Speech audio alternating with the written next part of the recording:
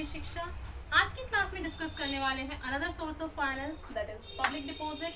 Public deposit क्या होता है, उसके मेरिट्स क्या होते हैं, डीमेरिट्स क्या होते हैं, और एक संतावनता की स्टोरी इस वीडियो में हम डिस्कस करेंगे। ठीक है, सो पब्लिक डिपॉजिट क्या है, बेसिकली यहाँ पर कंपनी क्या करती है, जब भी उन्हें फंड्स की रिक्वायरमेंट होती है वो इनवाइट करती हैं through advertisement.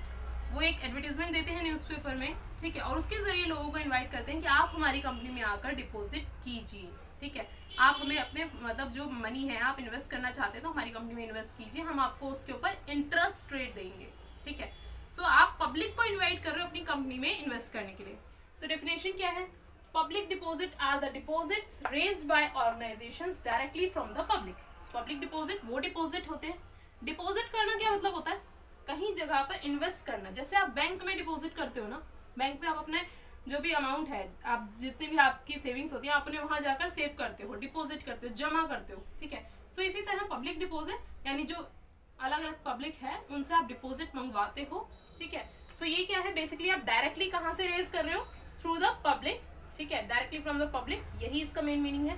Under this methods companies inviting public deposits are required to advertise publicly along with the financial position. जो हम एडवर्टीजमेंट देते हैं, देखो पब्लिक को सपना तो आएगा नहीं कि भाई इस कंपनी में रिक्वायरमेंट है फंड्स की, आपको उन्हें इनवाइट करना पड़ेगा थ्रू एडवर्टीजमेंट, तो आपको एक एडवर्टीजमेंट देना पड़ेगा। मैंने एक एडवर्टीजमेंट देखा जिसमें लिखा था कि भाई एबीसी कंपनी है, इसे फंड्स की रिक्वायरमेंट है। ठीक है, लेकिन अब क्यों, मेरे को क्या मिलेगा वहां इन्वेस्ट करके, मुझे कैसे श्योरिटी मिलेगी कि मैं वहां इन्वेस्ट करूं या ना करूं। सो उसके लिए क्या करते हैं कंपनीज, अपनी फाइनेंशियल पोजीशन को एडवर्टीजमेंट में शो करते हैं कि उनकी फाइनेंशियल पोजीशन क्या है, कितना मतलब ग्रोथ कर रही है कंपनी, कितना प्रॉफिट वो अर्न कर रहे हैं, ये स्टेटमेंट वो हमें प्रोवाइड करते हैं। देखो आपको जैसे ही पता लगेगा कि भाई ये कंपनी बहुत अच्छे लेवल पर चल रही है, अच्छा प्रॉफिट अर्न कर रही है, सो यहाँ पर अगर मैं इन्वेस्ट करती हूँ तो मेरा पैसा कहीं बर्बाद नहीं होगा, डूबेगा नहीं। तो इस केस में मैं इनके पास इन्वेस्ट कर सकती हूँ, मुझे एक श्योरिटी मिल जाती है, राइट। सो यहाँ पर एक एडवर्टीजमेंट किया जाता है जिसमें आप अपनी फाइनेंशियल पोजीशन भी शो करते हैं और आप लोगों को इनवाइट करते हैं कि आप ज्यादा से ज्यादा आइए, हमारी कंपनी में इन्वेस्ट कीजिए थ्रू पब्लिक डिपॉजिट। ठीक है, अब यहाँ पर होता क्या, सबसे पहली चीज, इससे आप सिर्फ और सिर्फ medium and short term financial requirements के लिए ही यूज कर सकते हैं। अगर आपको मीडियम और शॉर्ट टर्म रिक्वायरमेंट्स हैं फंड्स की, यानी थोड़े समय के लिए, ठीक है, सो उस केस में आप पब्लिक डिपॉजिट के थ्रू मतलब ला सकते हैं, फंड्स रेज कर सकते हैं। और क्या है ये timing, 6 month to 3 years. 6 month to 3 years, इससे ज्यादा नहीं, मतलब 3 ईयर्स से ज्यादा में आप नहीं जा सकते, 3 ईयर्स मैक्सिमम लिमिट है। इतने टाइम के लिए ही आप फंड रेज कर सकते हैं through public deposit. Then any person who is interested in depositing money can do so by filling up a prescribed form.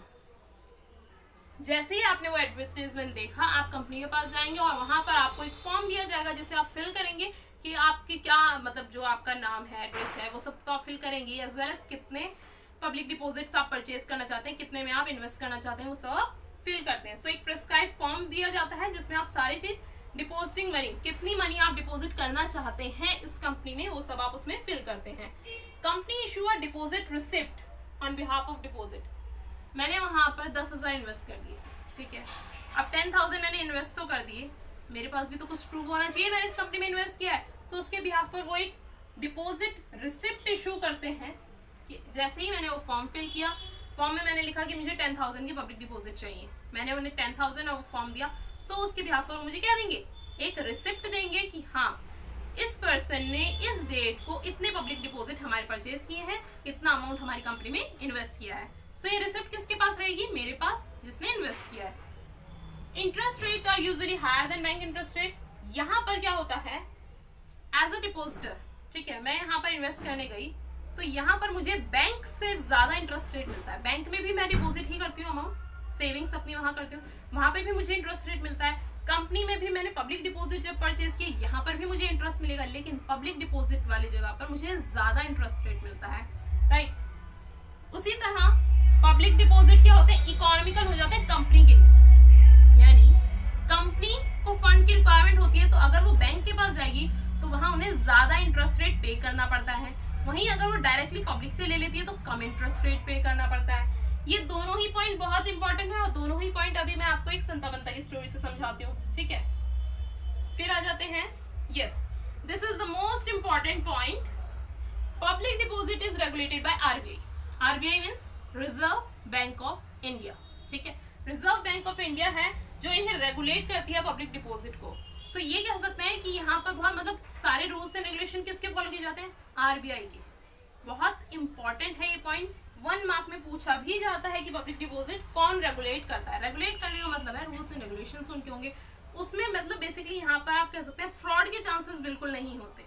ठीक है, सब चीज गवर्नमेंट के अंडर चल रही है. सो यहाँ पर आपके जो सेविंग्स हैं वो बहुत ज्यादा सिक्योर हो जाती हैं. ठीक है, क्योंकि यहाँ पर आपका कुछ भी ऐसे रूल्स एंड रेगुलेशन कोई और नहीं बना रहा, सिर्फ आरबीआई बना रहा है. सो यहाँ पर इसलिए इसे सिक्योर भी माना जाता है. ठीक है, प्लस एक और पॉइंट है, यहाँ मैंने आपको कहा सिक्योर है, यहाँ मैं कह रही हूँ अनसिक्योर है. अनसिक्योर क्यों है, देखो कंपनी ने आपसे लोन लिया, इनडायरेक्टली आप लोन ही दे रहे हैं ना. ठीक है, पब्लिक ने अपना अमाउंट कंपनी में इन्वेस्ट किया. ठीक है, कंपनी को फंड्स मिल गए, लेकिन कंपनी ने फंड्स लेने के बिहाफ पर आपको क्या दिया, सिर्फ एक रिसिप्ट दी है. आपके पास कोई असेट्स नहीं गई है. ठीक है, आपके पास कोई ऐसे सिक्योरिटी टर्म्स में कुछ भी नहीं किया है कि अगर कंपनी डूबती है तो आप अपने फंड्स को कहाँ से रिकवर करेंगे. मैंने 10,000 इन्वेस्ट तो कर दिए, लेकिन अगर कंपनी रातों रात डूब गई तो मेरे 10,000 मुझे कौन पे करेगा, कोई नहीं. किसी असेट्स पे मेरा चार्ज नहीं है. ठीक है, कोई सिक्योरिटी यहाँ मेरे पास नहीं है. अगर कंपनी डूब जाती है तो मेरे पास वो फंड्स नहीं आएंगे. So that's why it is a unsecured fund. ठीक है, तो इजीली कहा जाता है कि जो पब्लिक डिपॉजिट है उनका टाइम लिमिट हम 6 मंथ टू 3 इयर्स ही देते हैं.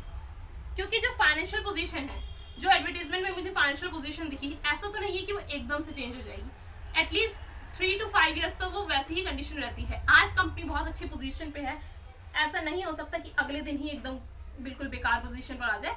कुछ टाइम तो वो रिटेन करते हैं, कुछ टाइम तो वो वैसे ही पोजीशन में चलते हैं. सो शॉर्ट टर्म है. ठीक है, 6 मंथ टू 3 इयर्स तो रिस्क इतना नहीं है.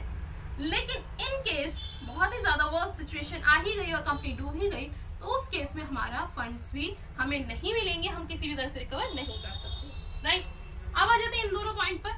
क्या इंटरेस्ट रेट का खेल है.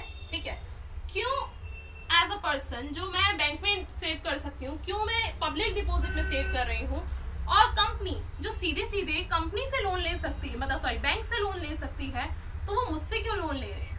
राइट, सो इसे समझते हैं एक छोटी सी स्टोरी से. सो दिस इज द आंसर कि क्यों एक पब्लिक या मतलब जितने भी लोग हैं, हाउस होल्ड्स हैं, ठीक है, वो क्यों बैंक के बजाय कंपनीज में क्यों इन्वेस्ट करेंगे. सो यहाँ पर कुछ ना कुछ बेनिफिट हो रहा होगा उन्हें. क्या बेनिफिट हो रहा है वो आज यहाँ देख लेते हैं. देखो ये क्या है, बैंक. ठीक है, ये है संता बनता, बहुत सारे लोग होते हैं. ठीक है, हाउस होल्ड में किसी को भी मान लीजिए, आप अपने आप को इमेजिन कर लीजिए, मैंने यहाँ संता को इमेजिन कर लिया. ये है एक एबीसी नाम की कंपनी. राइट, सो इनकी पिक्चर्स पे मत जाओ, लग नहीं रहे लेकिन ये है. So this is bank, this is Santa and this is ABC company. Right, तो सबसे पहले बैंक और संता की डीलिंग देख लेते हैं. ठीक है, संता के पास सैलरी आई कितने रुपए, 100 रुपीज.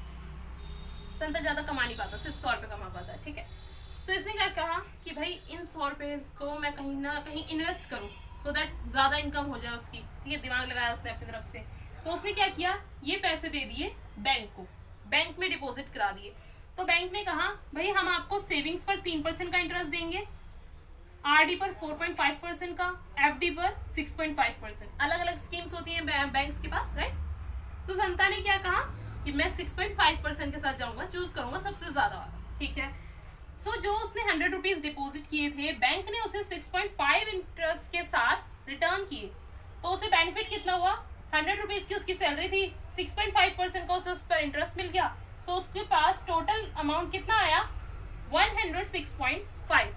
राइट, सो यहाँ पर संता ने किसे दिए थे पैसे, बैंक को दिए थे, तो उसे 100 का 106.5 मिला. ठीक है, फिर उसके बाद आ जाते हैं हमारी कंपनी के पास. हमें तो पता है कंपनी कितना ज्यादा गरीब होती है, हमेशा पैसे ही मांगती रहती है. ठीक है, सो कंपनी किसके पास गई, बैंक के पास, कि भैया भैया हमें लोन चाहिए. ठीक है, तो इन्होंने यहाँ पर लोन एप्लीकेशन दी, और सोचो कितने गरीब है, सिर्फ 100 रुपए के लिए अप्लाई कर रहे हैं. ठीक है, सो इन्होंने 100 रुपए के लिए लोन एप्लीकेशन दी कि हमें लोन चाहिए. बैंक ने कहा ठीक है 100 रुपए क्या है, ले लो. सो यहाँ पर बैंक ने इन्हें 100 रुपए का लोन तो दिया, लेकिन कहा कि आप हमें इसके ऊपर 12% का इंटरेस्ट देंगे. ठीक है, लोन ले रहे हो तो इंटरेस्ट तो आपको देना पड़ेगा. कंपनी ने कहा ठीक है, कंपनी को भी रिक्वायरमेंट थी. सो 100 रुपए पर 12% का इंटरेस्ट. सो कंपनी को रिटर्न कितना करना पड़ेगा, 100 रुपीज तो रिटर्न करना ही है, प्लस उसके ऊपर 12% इंटरेस्ट यानी 12। सो 112 कंपनी को रिटर्न करने पड़े, राइट, 112 कंपनी को रिटर्न करने पड़े। तो यहाँ दो कंडीशन थी कि जब संता ने पैसे डिपॉजिट किए बैंक में तो उसको बेनिफिट हुआ 106.5 यानी 6.5 रुपए का बेनिफिट हुआ। कंपनी ने जब बैंक से लोन लिया तो कंपनी को कॉस्ट कितनी देनी पड़ी उसके ऊपर, 12 रुपीज की कॉस्ट, यानी 112, 100 की जगह 112 उसे देने पड़े, राइट। सो यहाँ पर संता के दिमाग की बत्ती जली। संता ने क्या कहा कि भाई बैंक को पैसे मैं दे रहा हूँ, बैंक के पास तो कुछ भी नहीं है, बैंक तो खाली बैठा है, संता उन्हें पैसे दे रहा है, संता ने इन्हें 100 रुपए दिए, वही 100 रुपए बैंक ने कंपनी को दे दिए, तो बैंक के पास क्या है, बैंक के पास तो कुछ भी नहीं है। अगर संता वहां डिपॉजिट ही ना करे या हम लोग वहां डिपॉजिट ही ना करें तो ये बैंक इनको क्या प्रोवाइड करेगा, कुछ भी नहीं, ठीक है। सो ये कह सकते हैं कि ये लोग, हम लोग बहुत अमीर है, हमारे पास पैसे थे, हमने बैंक को दिए, तो बैंक ने उनका यूटिलाइजेशन किया और लोगों को लोन दिया। तो यहाँ संता ने कहा कि भाई हटाओ इस बैंक को, बहुत ज्यादा कमीशन ले रहा है, बहुत ही ज्यादा, बैंक को हटाओ, जब पैसे मुझे ही देने हैं तो मैं बैंक को क्यों दूं, डायरेक्ट कंपनी को दूंगा, डायरेक्ट कंपनी को दूंगा। अब देखो यहाँ क्या हुआ, यहाँ पर संता ने डायरेक्ट कंपनी को दिए कितने, 100 रुपीज, संता ने डिपॉजिट करा दिए 100 रुपीज, ठीक है जी, डिपॉजिट करे कंपनी ने, ठीक है। कंपनी ने उसे कहा संता को कि अभी तक तुम्हें मैक्सिमम 6.5% का इंटरेस्ट मिल रहा था ना, हम तुम्हें 9% का इंटरेस्ट देंगे, ठीक है। 9% का इंटरेस्ट का मतलब है 109 रुपीज मिलेंगे संता को रिटर्न में, ठीक है। कितने रुपए मिलेंगे, 109, मिल कितने रहे थे 106.5, यहाँ ज्यादा मिलेंगे, प्लस कंपनी के पास 100 रुपए आ गए, जो कंपनी को लोन लेना पड़ रहा था, कंपनी के पास अपने आप 100 रुपीज आ गए, कंपनी को उसके ऊपर 12 रुपीज की कॉस्ट देनी पड़ रही थी, लेकिन अब रिटर्न में कंपनी को कितने देने हैं संता को, सिर्फ और सिर्फ 100 प्लस 9 109, राइट, यानी कंपनी ने दिए कितने 9 रुपीज, संता के पास एक्स्ट्रा कितने आए 9 रुपीज।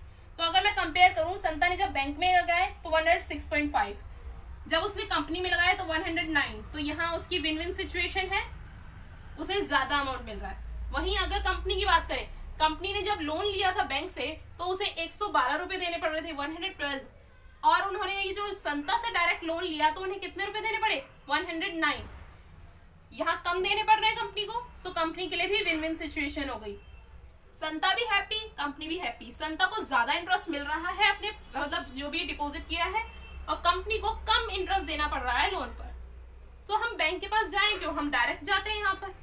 सो ये जो बेनिफिट होता है ये अट्रैक्ट करता है हमें बैंक के बजाय कंपनीज में डिपॉजिट करने के लिए, पब्लिक डिपॉजिट को एक्सेप्ट करने के लिए, ठीक है। सो इसलिए आजकल लोग पब्लिक डिपॉजिट में बहुत ज्यादा इन्वेस्ट करने लगे हैं, राइट। इसलिए हम बैंक का रोल यहाँ कम करते हैं, क्योंकि बैंक में जा रहे हैं तो ना संता का इतना फायदा हो रहा है ना ही कंपनी का, लेकिन वहीं अगर ये दोनों डायरेक्ट कांटेक्ट में आ जाते हैं पब्लिक डिपॉजिट के थ्रू, तो वहां संता भी खुश, ज्यादा इंटरेस्ट मिल रहा है, कंपनी भी खुश, कम इंटरेस्ट देना पड़ रहा है। So this is the reason कि हम पब्लिक डिपॉजिट को इतना ज्यादा एक्सेप्ट क्यों कर रहे हैं, राइट। क्या बेनिफिट है हमारा पब्लिक डिपॉजिट में इन्वेस्ट करने का। अब आ जाते हैं इसके मेरिट्स और डीमेरिट्स पर, ठीक है। क्या मेरिट्स होते हैं, सबसे पहले तो कि एक कंपनी अगर पब्लिक डिपॉजिट के थ्रू फंड रेज करती है तो उन्हें क्या मेरिट्स मिलेंगे।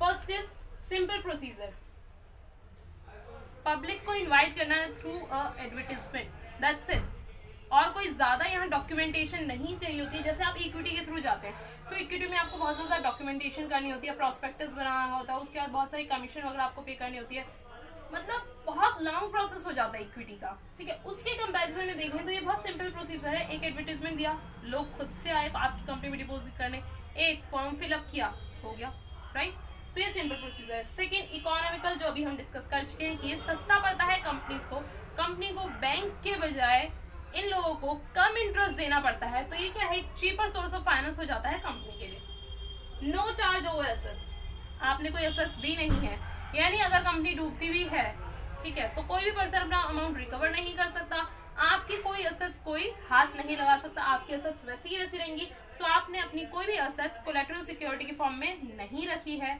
कुछ गिरवी नहीं रखा है, आपकी एसेट्स सेफ है। No loss of control, control basically हम इक्विटी के थ्रू अगर जाते हैं तो इक्विटी क्या करती है, इक्विटी ओनर बन जाती है। बेसिकली वो लोग जो इक्विटी शेयर्स में इन्वेस्ट करते हैं वो हमारे ओनर बन जाते हैं, उनके पास वोटिंग पावर आ जाती है, मैनेजमेंट पावर आ जाती है। लेकिन यहाँ पर ऐसा कुछ भी नहीं होगा, सिर्फ आपने वहां डिपॉजिट किया और आप इंटरेस्ट लेंगे, उसके अलावा आपका कंपनी में कोई रोल नहीं होगा। सो बेसिकली यहाँ पर आपका जो कंट्रोल है कंपनी पर, जितने भी लोग अभी तक ओनर हैं उनका कंट्रोल वैसा का वैसा ही बना रहेगा, आपका कंट्रोल कहीं नहीं जाएगा, डिसीजन आपके हाथ में ही रहने वाला है, राइट। अब आ जाते हैं इसके डीमेरिट्स पे। ऐसी तो कोई चीज बनी ही नहीं है जिसमें आज तक बुराइयां ना हो, तो इसमें भी होंगी। सो अनसुइटेबल फॉर न्यू कंपनीज। मैंने आज एक कंपनी खोली, ठीक है, 4-5 ओनर है उसके, कोई उसका नाम तक नहीं जानता, मैंने एडवर्टाइजमेंट भी दे दिया। क्या आप इन्वेस्ट करने आएंगे उस कंपनी में? नहीं आएंगे। आज तो कंपनी खुली है, इसका स्टेटस क्या है पता ही नहीं है, ठीक है। सो मोस्टली जितने भी न्यू कंपनीज आती हैं वो कभी भी पब्लिक डिपॉजिट के थ्रू फंड रेज नहीं कर सकती, और ना ही वो करती हैं, कर ही नहीं सकते, क्योंकि लोग इन्वेस्ट ही नहीं करेंगे, ठीक है। नई कंपनी पर कोई ट्रस्ट नहीं कर सकता, कैसा मतलब परफॉर्म करने वाली है, किस तरह का इनका रेशियो रहने वाला है, कुछ नहीं कंफर्म होता, राइट। सो वो पहली चीज तो वो खुद से ही ऑप्ट नहीं करती, क्योंकि उन्हें पता है कि कोई आने ही नहीं वाला है उनकी कंपनी में इन्वेस्ट करने के लिए। सो ये अनसुइटेबल है न्यू कंपनीज के लिए। फिर आपके पास unreliable source of finance. Unreliable है, बेसिकली आप इसके ऊपर डिपेंड नहीं रह सकते। आप ये नहीं कह सकते कि हाँ अगर मुझे फंड्स की रिक्वायरमेंट है तो मैं पब्लिक डिपॉजिट इशू करूंगी तो मुझे तुरंत ही फंड्स मिल जाएंगे। जरूरी नहीं है लोग आपकी कंपनी में इन्वेस्ट करें। आपने एडवर्टाइजमेंट तो दे दिया, लेकिन जितने फंड्स के लिए आपने लोगों को इनवाइट किया उतनी एप्लीकेशंस ही नहीं आई, उतने लोग आए ही नहीं। सो उस केस में ये कह सकते हैं कि भाई ऐसा कुछ फिक्स नहीं है। जैसे बैंक के पास अगर मैं लोन लेने जाऊँ तो बैंक मेरी एक फाइनेंशियल स्टेटमेंट मांगेगा, ठीक है, चाहे वो मुझे जानते हो या ना जानते हो, चाहे मैं न्यू कंपनी हूँ या ओल्ड कंपनी, लेकिन वो मुझे लोन प्रोवाइड करेंगे अगर मैंने मतलब जो मेरा पास्ट रिकॉर्ड रहा है, जो क्रेडिट वर्दीनेस है, मैंने जब भी लोन लिया है उसे पे किया है टाइमली, तो वो मुझे लोन प्रोवाइड कर देंगे, ठीक है। न्यू कंपनी चाहे ओल्ड कंपनी चाहे वो प्रोवाइड करेंगे। बट यहाँ पर अनरिलायबल क्यों हो जाता है? क्योंकि पब्लिक डिपॉजिट का ऐसा कुछ कंफर्म नहीं है। पब्लिक को लगेगा कि हाँ इस कंपनी में कुछ बात है तो वो इन्वेस्ट करेगी, हाँ ये कंपनी आगे जाकर ग्रो कर सकती है तो पब्लिक इन्वेस्ट करेगी, अदरवाइज पब्लिक आपके यहाँ डिपॉजिट नहीं करेगी। सो आप इसके ऊपर फुल्ली डिपेंड नहीं रह सकते, ठीक है। Next is not suitable for long term financing. अभी हमने डिस्कस किया कि ये शॉर्ट टर्म और मीडियम टर्म के लिए ही होता है, तो लॉन्ग टर्म फाइनेंसिंग आप इससे नहीं कर सकते। देन लिमिटेड फंड, एक ह्यूज अमाउंट ऑफ फंड आप पब्लिक डिपॉजिट के थ्रू रेज नहीं कर सकते, ठीक है। उसके लिए आपको long term source of fund के पास ही जाना पड़ेगा। इक्विटी शेयर्स में ही आप मतलब आपको लॉन्ग टर्म मिलेगा, या डिबेंचर्स के थ्रू आप लॉन्ग टर्म फंड रेज कर सकते हैं। बट पब्लिक डिपॉजिट क्योंकि वो सोर्स ही है शॉर्ट टर्म फाइनेंसिंग का, तो उससे आप फंड्स भी ज्यादा रेज नहीं कर सकते, ठीक है। एक लिमिटेड फंड्स की आप यहाँ पर रेज कर सकते हैं। So these are the merits and demerits of public deposit. I hope आपको क्लियर हो गया होगा सारी चीज अच्छे से। इससे रिलेटेड कोई डाउट हो तो आप मुझसे कमेंट बॉक्स में पूछ सकते हैं, और अगर वीडियो इन्फॉर्मेटिव लगी हो, संतबंध इंटरेस्टिंग लगे हो, तो प्लीज इसे लाइक कीजिए, शेयर कीजिए, सब्सक्राइब कीजिए मेरे चैनल को ऐसी अदर वीडियोस के लिए। Thank you so much for watching the video.